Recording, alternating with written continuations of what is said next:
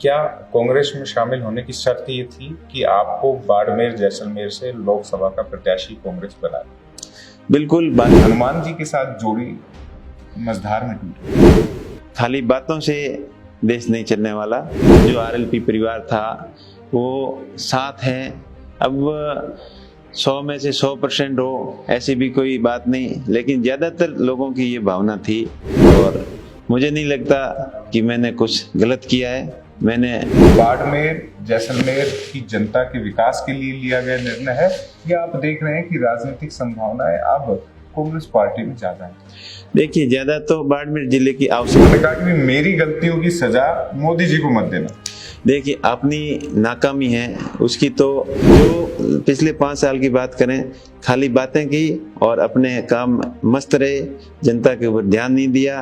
एक कड़ी टक्कर दी हरीश चौधरी को। चुनाव परिणाम विधानसभा के अगर हम 2023-24 के देखें, अब साथी हो गए हैं आप। इतनी मजबूती अब कांग्रेस पार्टी में आने के बाद अगर आपको उम्मीदवार बनाया जाता है तो सभी एकजुट होकर वह चुनाव लड़ेंगे। जो फूट कांग्रेस में अक्सर सचिन पायलट और अशोक गहलोत में दिखाई देती है, वो बाड़मेर जैसलमेर में स्थानीय नेताओं के बीच में दिखाई नहीं दे। इसके कितने प्रयास? देखिए, एमआरएम जी, हनुमान जी से आप दूर तो हो गए यानी आरएलपी से, लेकिन आरएलपी के सूत्रों से ऐसी जानकारी आ रही है कि वो भी संभावनाएं देख रहे हैं। कर्नल सोनाराम भी हो सकता है कि वो बदलते रहते हैं पार्टी, हालांकि संभावनाएं जब बदलाव के साथ उनके साथ कम रही है, लेकिन एक मजबूत प्रत्याशी के तौर पर आरएलपी में वो अपनी संभावनाएं तलाश रहे हैं, ऐसी चर्चाएं हैं। तो अगर ऐसी चर्चाएं होती हैं तो क्या लगता है आपका एक मूल जो वोट बैंक है आरएलपी, जो उम्मीदवार को उम्मीद भरी निगाहों से देखती है, आत्मविश्वास रखती है, क्या उन परिस्थितियों में भी वो आपके साथ कदम से कदम रहेंगे? देखिए, हनुमान जी हमेशा आदरणीय रहे हैं। आज भी उस पार्टी से लड़ रहा था जो आक्रामक आक्रोश वाली पार्टी मानी जाती है, आरएलपी से आपकी बात कर रहा हूँ। तो ये अब वो जो सिचुएशन बन रही है, रविंद्र सिंह भाटी उसी लोकसभा क्षेत्र में देवदर्शन यात्रा पर निकले हुए हैं, यात्रा भी कर ली है और संभावना ये जताई जा रही है कि अब भारतीय जनता पार्टी यानी बीजेपी उनकी मान मनोबल पूरी कर चुकी है और ये तय हो गया है लगभग कि रविंद्र सिंह भाटी वहां पर बीजेपी के दावेदार यानी कैलाश चौधरी के पक्ष में अपना निर्णय दे सकता है। एक तस्वीर आपके साथ भी आई थी, यानी संपर्क आपके भी बेटर है।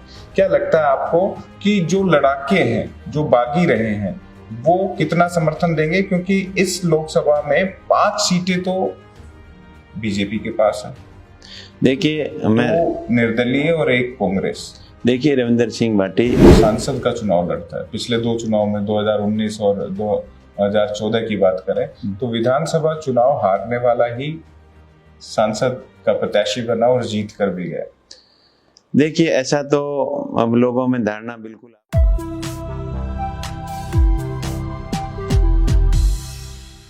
राजस्थान का लोकसभा चुनाव बड़ा रोचक होता जा रहा है और सीमावर्ती इलाके की बात करें तो बाड़मेर जैसलमेर पर सबकी निगाहें हैं।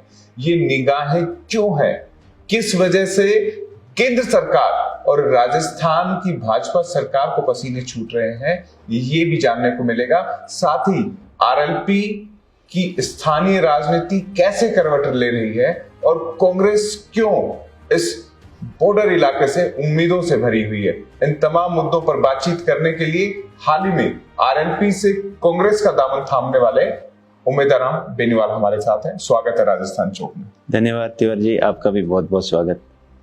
आपके तो नाम में उम्मीद भरी हुई है और चेहरे से भी देखकर लगता है कि बात उम्मीदों वाली होगी, लेकिन एक उम्मीद आरएलपी की आपने तोड़ दी।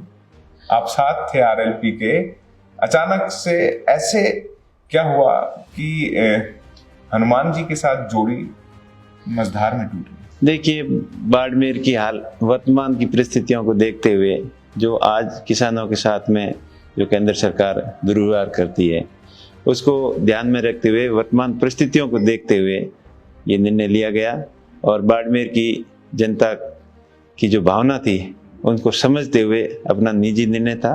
और आरएलपी के साथ हमेशा अच्छे संबंध रहे, जब तक उनके साथ थे, ईमानदारी से थे, उनके विश्वास में थे। और अब वहाँ मामला बैठा नहीं, तब सब कुछ उनसे बातचीत करके उसके बाद में बता के आए, वैसे कोई लोग समझ रहे होंगे कि चुपचाप निकल गए, वैसे नहीं। लेटर भी आया जब आपने कांग्रेस ज्वाइन किया, उससे पहले आपका एक पत्र भी पढ़ा, बड़े भावुक थे, कुछ पंक्तियां भी लिखी थी आपने।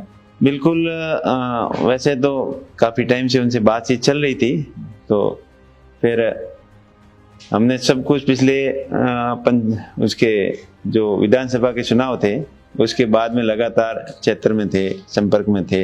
तब बाड़मेर की जनता की सबकी यही भावना थी कि उमेश जी, आप के ऊपर हमारी बहुत उम्मीदें हैं, लेकिन आप को अब कोई स्टेप लेना होगा।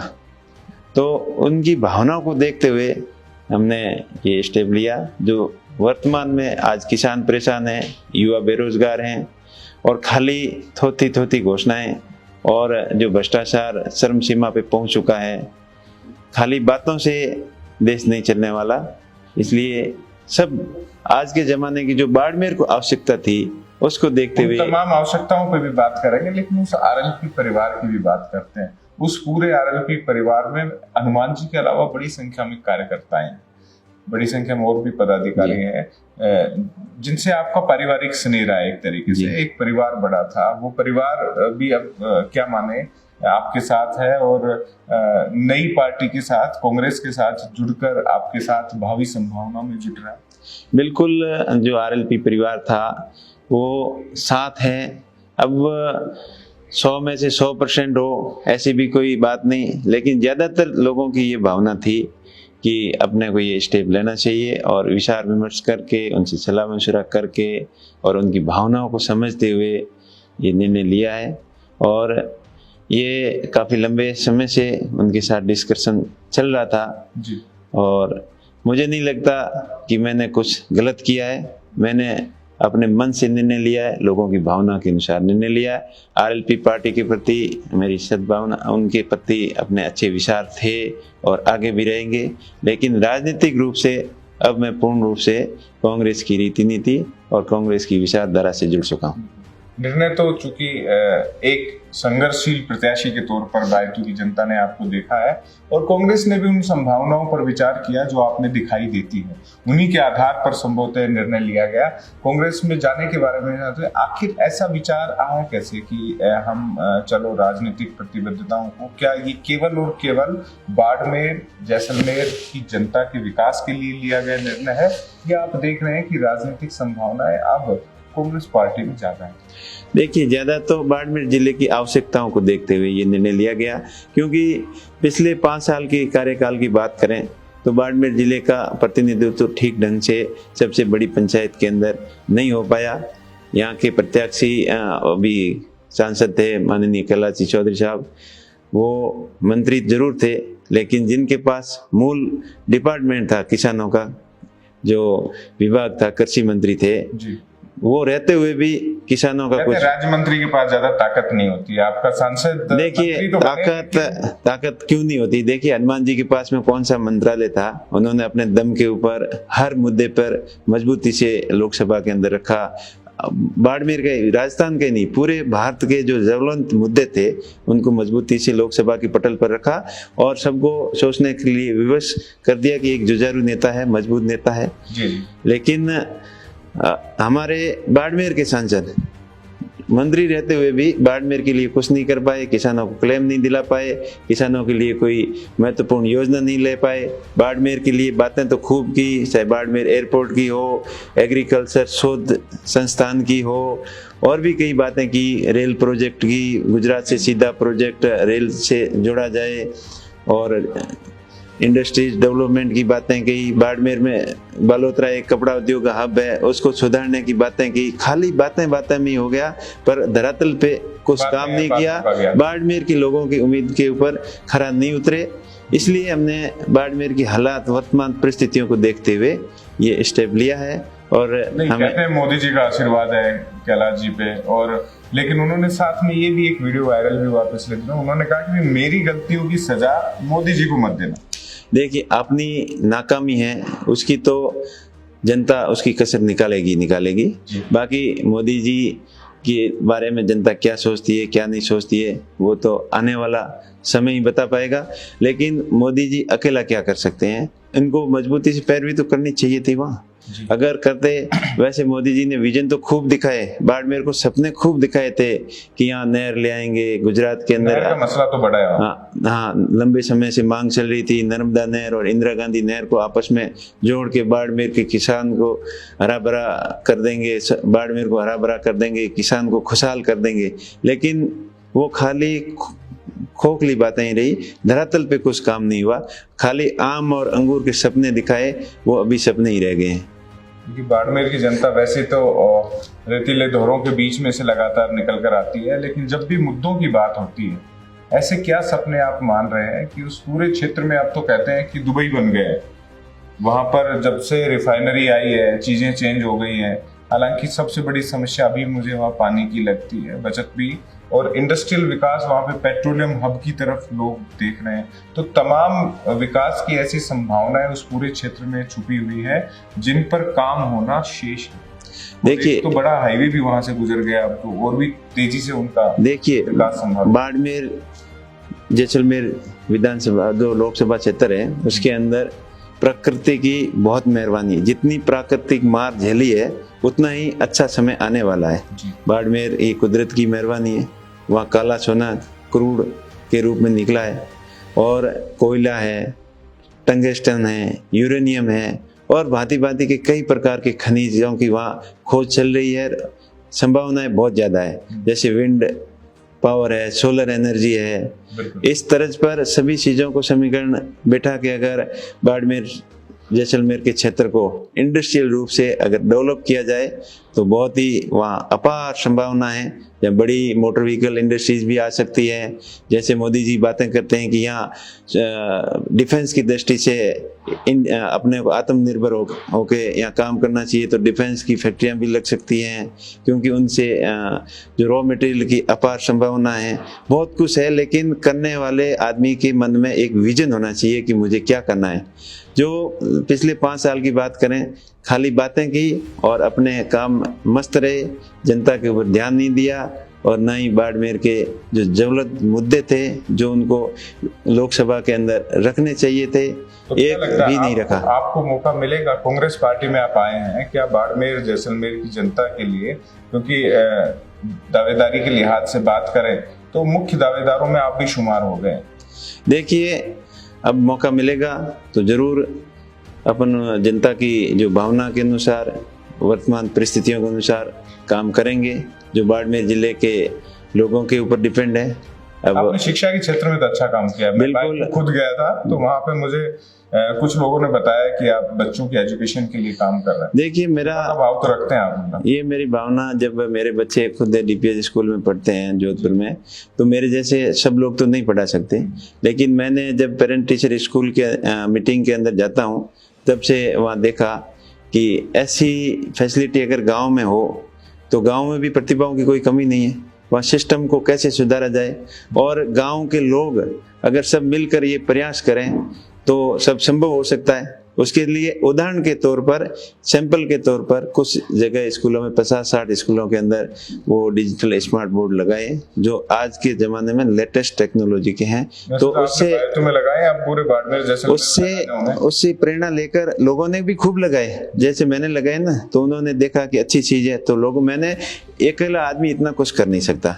देखिए, एक वो माहौल पैदा करना पड़ता है कि शिक्षा के प्रति लोगों को जागरूक करना पड़ता है। अगर जागरूकता आएगी, उस जो चीज अच्छी लगेगी, तो लोग अपने आप सहयोग करेंगे। जिस प्रकार अपने घर के अंदर बड़े धार्मिक प्रोग्राम करवाते हैं, सामाजिक प्रोग्राम होते हैं, मंदिर मस्जिद के अंदर भी प्रोग्राम होते हैं, तो ये सबसे अच्छा मंदिर कहें, मस्जिद कहें, जो शिक्षा का मंदिर है। और इसके अंदर विद्यालय, देवालय, अगर प्रेरणा हो, प्रेरणा मिले, उनको मोटिवेशन मिले कि ये करना चाहिए, तभी लोग आगे आएंगे। तो आगे आने वालों की, करने वालों की भी कमी नहीं है, मोटिवेशन की कमी थी, उसमें हमने एक प्रयास किया, और ये प्रयास पूरे बाड़मेर जैसलमेर के अंदर रहेगा। राजस्थान और भारत में होना चाहिए, और शिक्षा ही है जो ज्ञान अज्ञानता के अंधकार को मिटाता है, और देश आगे बढ़ेगा, विश्व आगे बढ़ेगा। एक छोटा सा प्रश्न क्वेश्चन भी कर लेते हैं। आपका जो बैकग्राउंड है वो पुलिस फोर्स का रहा, आप पुलिस सेवा में रहे। बिल्कुल। और लोग कहते हैं भाई पुलिस वाले तो कड़क मिजाजी रहते हैं, लेकिन आप बड़े शांत धीर गंभीर स्वभाव के लगते हैं, क्या? देखिए, शुरू से हम तो अभावों में गुजरे हैं। मैंने खुद हाथ से मजदूरी की है। जब मैं स्कूल जाता था तब पैरों में पहनने के लिए चप्पल नहीं थी, पैदल जाना पड़ता था, और गर्मियों के अंदर तपती धूप के अंदर पैरों के अंदर मतलब वो घास फूस बांध के भी कभी कभी ऐसी स्थितियां होती थी, जाना पड़ता था।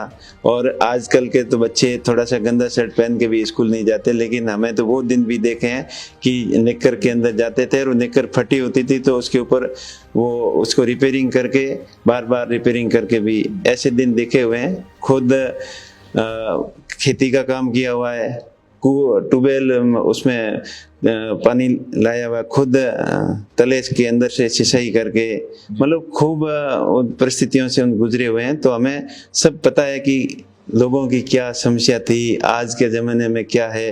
तो ये सब समझ के ही हमने नौकरी भी छोड़ी थी, और शुरू से ये स्वभाव रहा है कुछ नया करने का, कुछ बदलाव करने का। तो एक मन के अंदर जिज्ञासा रहती है और कुछ अच्छा करने का प्रयास हमेशा अपने मन में रहता है।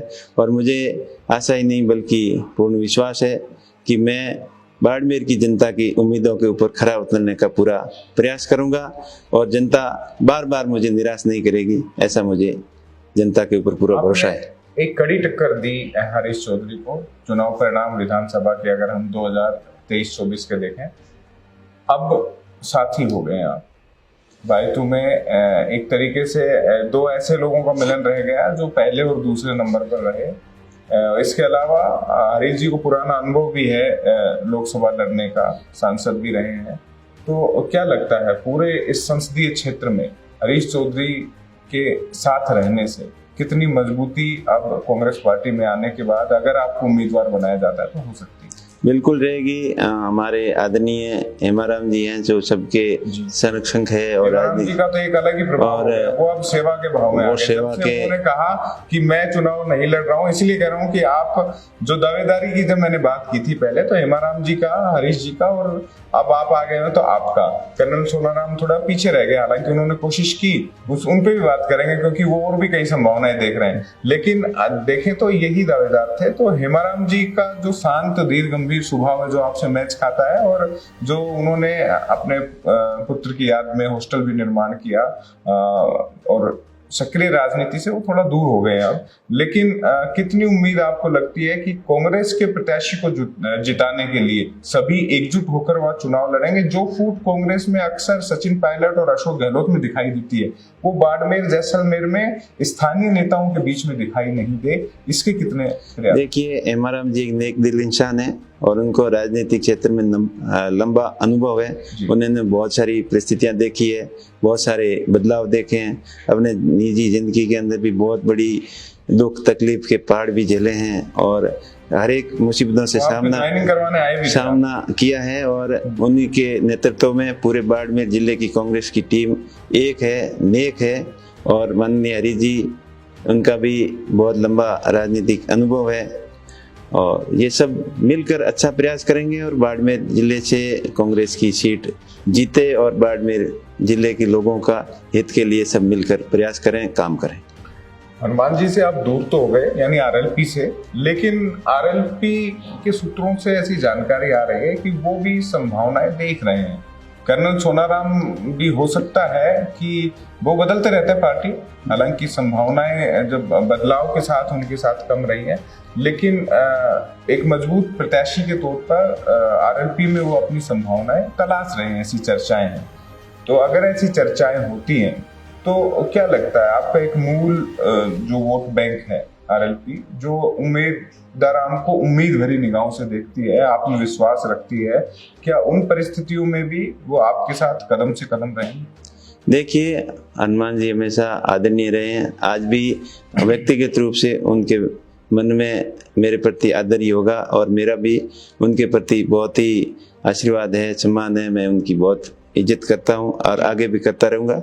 लेकिन अब राजनीतिक रूप से हमारी आप विचारधारा थोड़ी अलग हो गई है, क्योंकि वर्तमान परिस्थितियाँ ऐसी थी, और बाकी लोकतंत्र के अंदर चुनाव लड़ना नहीं लड़ना ये सब का अधिकार है। कोई आए कोई लड़े, कुछ मुझे नहीं लगता कुछ ऐसा होगा। लेकिन जो भी होगा वो अच्छे के लिए होगा, अच्छा होगा। और वो तो बाड़मेर की जनता के ऊपर, उनके दिल के अंदर जो उन्होंने धारण कर लिया है, मानस बना लिया है, वही होगा।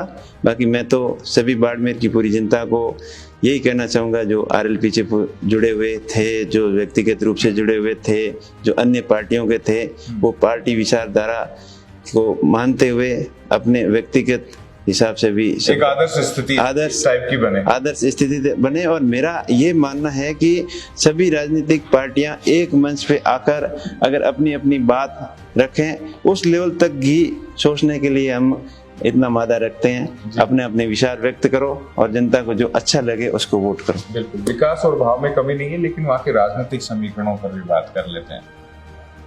आप जब विधानसभा का चुनाव लड़ रहे थे तो उस पूरे लोकसभा क्षेत्र में जो 8 विधानसभा आती हैं, उनमें उम्मेदाराम, प्रियंका चौधरी और रविंद्र सिंह भाटी, 3 चेहरों की चर्चा पूरे देश भर में थी।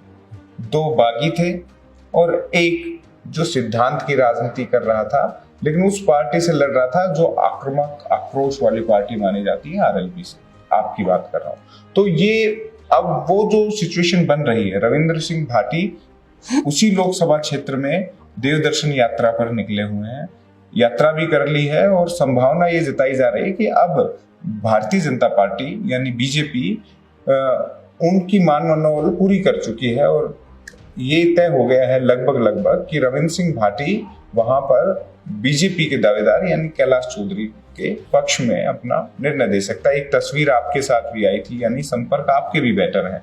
क्या लगता है आपको कि जो लड़ाके हैं, जो बागी रहे हैं, वो कितना समर्थन देंगे? क्योंकि इस लोकसभा में 5 सीटें तो बीजेपी के पास है। देखिए, मैं निर्दलीय और एक कांग्रेस। देखिए, रविंद्र सिंह भाटी जुझारू छात्र नेता है और उसके अदम्य साहस है, हिम्मत है और जो वो ठान लेते हैं वो करके दिखाते हैं। अच्छे नेक दिल इंसान है और लोकतंत्र के अंदर कोई भी अपना भाग्य आजमा सकता है जी। अगर वो चुनाव लड़ते हैं तो उनका स्वागत है और उनका मन करेगा, जिसका सपोर्ट करेंगे वो उनकी व्यक्तिगत राय है, लेकिन हम वही करेंगे जो बाड़मेर की जनता के लिए अच्छा होगा और कांग्रेस पार्टी के लिए अच्छा होगा। सबको साथ में लेकर चलने का प्रयास करेंगे जी। एक और वहां पर माहौल पूरा है कि जो सांसद का चुनाव लड़ता है, पिछले 2 चुनाव में 2019 और 2014 की बात करें तो विधानसभा चुनाव हारने वाला ही सांसद का प्रत्याशी बना और जीत कर भी गया। देखिए, ऐसा तो अब लोगों में धारणा, बिल्कुल आपका कहना सही है, लेकिन कभी कभी सही साबित हो भी जाता है। और ये भी धारणा थी कि बाइतू में दोबारा कोई जीतता नहीं है, तो इस बार भी कुछ ऐसे ही समीकरण बने थे, तो उनकी बात भी सच हो गई और नकारात्मक भी हो गई। सच इस बात पे हो गई कि ईवीएम में तो मैं जीत गया था पर बैलेट पेपर में रह गया था मामला, तो वो मैनेजमेंट के सिस्टम से कहीं न कहीं हम कमज़ोर थे। लेकिन अब उन सारी पुरानी बातों को भूलकर सब एक होकर चुनाव लड़ रहे हैं। बाकी आप लोकसभा की बात करें तो 2009 के अंदर जो लोकसभा के चुनाव थे, 8 के अंदर विधानसभा के चुनाव थे, तब हरीश जी वहाँ विधानसभा के लिए ट्राई कर रहे थे, लेकिन उनका विधानसभा में टिकट नहीं मिला। तो मान लो वो ट्राई करने वालों में से ही 2009 के अंदर लोकसभा के अंदर सांसद बन गए थे। दोबारा 13 के अंदर कर्नल साहब हार गए थे तो बीजेपी से सांसद बन गए थे। सेम 2014 के अंदर हुआ और सेम 2019 के अंदर जो कैलाश जी हारने के बाद में हुआ। तो ये तो सिस्टम चल रहा है, लेकिन ये धारणाएं हैं, विश्वास है उनको में, इतना लोगों का मानना ऐसा है। लेकिन अब मुकाबला तो वहाँ कड़ा रहेगा, कांटे की टक्कर रहेगी और आखिर निर्णय जो बाड़मेर की जनता के जो मन में धारण किया है वही होगा और सभी अपने अपने ढंग से बेस्ट प्रयास करेंगे और बाड़मेर जैसलमेर की जनता के लिए जो अच्छा होगा वही करेंगे। चलते चलते एक सवाल का सीधा जवाब ले लेते हैं। क्या कांग्रेस में शामिल होने की शर्त ये थी कि आपको बाड़मेर जैसलमेर से लोकसभा का प्रत्याशी कांग्रेस बनाए? बिल्कुल, बातें तो सभी सकारात्मक हुई है, लेकिन आखिरी फैसला तो आला कमान के ऊपर ही डिपेंड करता है जी। उम्मीद है पूरी, और अब जिसके साथ में जुड़ गए हैं तो मन से जुड़ गए जी। धन्यवाद। जनता का मन भी कुछ ऐसा लगता है कि इस बार बनेगा आपके पक्ष में? बिल्कुल, जनता का पूरा बीजेपी कहती है कि मैनेजमेंट की पार्टी है, चुनाव लड़ना उनको आता है, मोदी जी जैसा ब्रांड उनके पास है। आपके साथ चुनौतियां तो बहुत। देखिए, माननीय मोदी जी वहाँ आए थे पिछले विधानसभा चुनाव के अंदर, और सबसे बड़ी जो रैली हुई थी पश्चिम राजस्थान की वो बैतू के अंदर ही हुई थी जी। तो और बीजेपी का प्रत्याशी थे माननीय बालाराम जी। तो अभी वो वर्तमान सांसद साहब है, उनकी कुछ मिसमैनेजमेंट की वजह से रहो या जनता का मन था उस हिसाब से बहुत पीछे रह गए थे दौड़ के अंदर, मुकाबला दौड़ में नहीं थे। और माननीय राहुल जी भी आए थे, कांग्रेस के सबसे बड़े जो टॉप लीडर थे वो सारे आए थे, लेकिन वो आने के बाद में भी मामला कंस्टेंस था, टफ फाइट थी जबरदस्त। सभा तो मैं तो पार्टी में भी हुई थी, जबरदस्त तरीके से रही थी। बिल्कुल, लेकिन यही है, ये जो अवसर है, अब की बार अगर टिकट मिलती है तो ये कहते हैं ना कबड्डी में डू और डाई वाली रेड होती है। अगर खेल की बात करें तो आपके राजनीतिक जीवन में 2 विधानसभा चुनाव के अनुभव के बाद ये वाला अगर टिकट मिलने के बाद का चुनाव होगा तो आपके समर्थक और जनता, चूंकि राजस्थान चौक पर जो इंटरव्यू प्रसारित हुआ आपका पहले और जो खबरें आई उनका अगर विश्लेषण करें तो जनता एक सद्भावना के तौर पर भी देख रही है, भावना भी देख रही है, और ये कह रहे हैं कि यार ये संघर्ष कहीं लंबा नहीं हो जाए।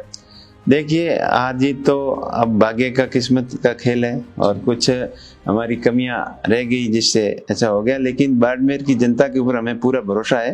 पिछले 3-4 महीने से विधानसभा चुनाव के बाद में पूरा जनता के संपर्क में है, लेकिन बाड़मेर जैसलमेर की जनता पे मुझे पूरा भरोसा है कि जो भी वो निर्णय लेगी सही और सटीक निर्णय आज से पहले भी लिया है और आगे भी वो सही निर्णय लेगी। चलो, ये वैसे तो हमेशा प्रोडिक्शन का खेल होता है, टिकट घोषणा के बाद एक इंटरव्यू आपका और करेंगे, लेकिन फिर भी जान लेते हैं कि मान लो आपको प्रत्याशी कांग्रेस ने घोषित कर दिया, बाड़मेर जैसलमेर की जनता के लिए ऐसे कौन से जो काम है जो आप चाहते हैं कि उन वादों के साथ, इरादों के साथ और एक ठोस मजबूत चेहरे के साथ जनता के बीच में जाए? देखिए, मेन मुद्दा तो एजुकेशन का रहेगा। एजुकेशन के सेक्टर में भावनात्मक रूप से और बेटर से बेटर क्या कर सकते हैं, लोगों को किस तरीके से, किस माध्यम से जागरूक कर सकें, उनको जागरूकता लाना। और एक डिजिटल जो जमाना है, आज के जमाने से सबसे बड़ी आवश्यकता है अच्छी शिक्षा की, तो उसके अंदर पहला मेरा प्रयास यही रहेगा। उसके बाद में पूरा उपयोग करें, हाँ, टेक्नोलॉजी से किस तरीके, नए तरीके से जो आधुनिकता लानी है, और क्योंकि प्रतिभाओं की कोई कमी नहीं है। अब बाड़मेर जैसलमेर पहले शिक्षा की दृष्टि से पिछड़ा माना जाता था, एजुकेशन के हिसाब वहाँ कोई टीचर वगैरह सब बाहर से आते थे, लेकिन धीरे धीरे समय और परिस्थितियाँ बदली है और उनको और बदलाव की आवश्यकता है। पहले IAS IPS नाम सुनते ही नहीं थे, अब थोड़े बहुत बढ़ने लगे हैं, और हमारी ये इच्छा रहेगी कि हाई स्टैंडर्ड की एजुकेशन बाड़मेर के अंदर हो, बाड़मेर एजुकेशन के रूप से हब बने, ताकि आने वाले समय में जो संभावनाएं हैं वह इंडस्ट्रियल डेवलपमेंट की और नए डेवलपमेंट की, जो रोजगार के क्षेत्र के अंदर बहुत अपार संभावना है। तो एजुकेशन स्ट्रांग नहीं होगा तो बाड़मेर जैसलमेर के लोगों को फायदा नहीं होगा। उसके साथ साथ में बाड़मेर जैसलमेर के स्थानीय लोगों को रोजगार की बड़ी समस्या है, और वो प्रदेश के अंदर मजदूरी करने के लिए जाना पड़ता है। मैंने खुद गुजरात के अंदर नमक की पैकिंग का काम किया है, दाल मिल का काम किया है, आज भी हजारों लोग बाहर प्रदेश के अंदर काम करने जाते हैं। तो हमारी यही रहेगी कि अपने बाड़मेर जैसलमेर के लोगों को बाड़मेर जैसलमेर के अंदर ही रोजगार मिले, और ज़्यादा से ज़्यादा अपने पैरों पे खड़े होकर जैसे खुद को डेवलपमेंट करके आगे बढ़े। मेरी यही लोगों से उनको मार्गदर्शन रहेगा, और उनके अंदर विश्वास पैदा करने का जो मैंने जिम्मा उठाया है उसको आगे तक बढ़ाएंगे, क्योंकि मेरे साथ में जुड़कर काम करके भी बहुत लोग आगे बढ़े हैं, और मुझे खुशी होती है जो मेरे साथ में लेबर का काम करके आज बड़े ठेकेदार बने हैं, तो वो मिलते हैं तो मुझे बड़ी प्रशंसा होती है।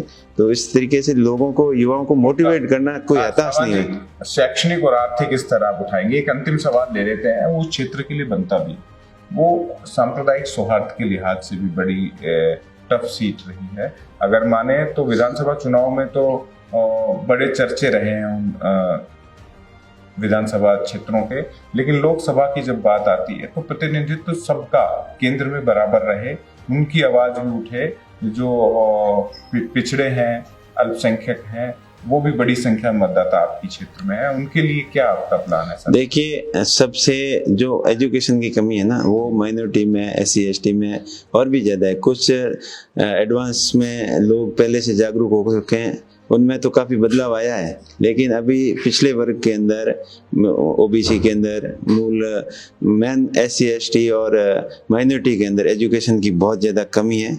तो वो अगर सुधरेगी तो अपने आप वातावरण सुधर जाएगा, माहौल सुधर जाएगा, और सब लोग सदियों से आपस में भाईचारे से रहे हैं और वो भाईचारा आगे भी कायम रहे, और राजनीति के अंदर ज़्यादा खींचतान नहीं हो, चाहे जाति के माध्यम से, धर्म के नाम पर, सबको साथ में लेकर एक अच्छा माहौल पैदा करने का हमारा प्रयास रहेगा। बिल्कुल। तो हमारे साथ थे उमेदराम बेनीवाल। धन्यवाद राजस्थान चौक से जुड़ने के लिए। सियासत के रण में अब गर्माहट है, लेकिन पार्टियां ठंडे छींटे भी समझौते के डाल रही हैं। बाड़मेर जैसलमेर सीट पर निगाहें हमेशा से देश की रही है। वजह वहां के किरदार इतने जबरदस्त रहे हैं कि सत्ता के समीकरणों को बनाने और बिगाड़ने में उनका अहम रोल रहा। अब की बार फिर से सीट चर्चा में है। बीजेपी ने दांव खेला है अपने पुराने साथी और केंद्र में राज्य मंत्री का दर्जा प्राप्त रहे कैलाश चौधरी पर। वहीं कांग्रेस ने भी वहां की सियासत में नया रंग दे दिया है। पुराने दमदार चेहरों की मौजूदगी के बीच में उन्होंने RLP के एक सबसे मजबूत प्रत्याशी उमेदराम बेनीवाल को अपने खेमे में कर लिया है। सियासत के इस नए रंग से वहां हार जीत के समीकरण बदलते हुए दिखाई दे रहे हैं। वो लोकसभा सीट परंपरागत रूप से कांग्रेस की मानी जाती रही है। अब की बार बीजेपी फिर से उसे अपने खेमे में करने की तैयारी में है। इस बीच में RLP से आए मजबूत प्रत्याशी और कांग्रेस की वहां पर परंपरागत मजबूत वोटर सीट किस हिसाब से तय होगी, ये लोकसभा चुनाव में देखने की बात होगी। फिलहाल के लिए राजस्थान की बात अंकित तिवारी के साथ कार्यक्रम में इतना ही। हम फिर आपको अहम शख्सियतों से मुलाकात कराते रहेंगे। राजस्थान चौक चैनल को आप सब्सक्राइब कीजिए और लगातार बने रहिए। कमेंट बॉक्स में अपने सुझाव अवश्य दीजिएगा।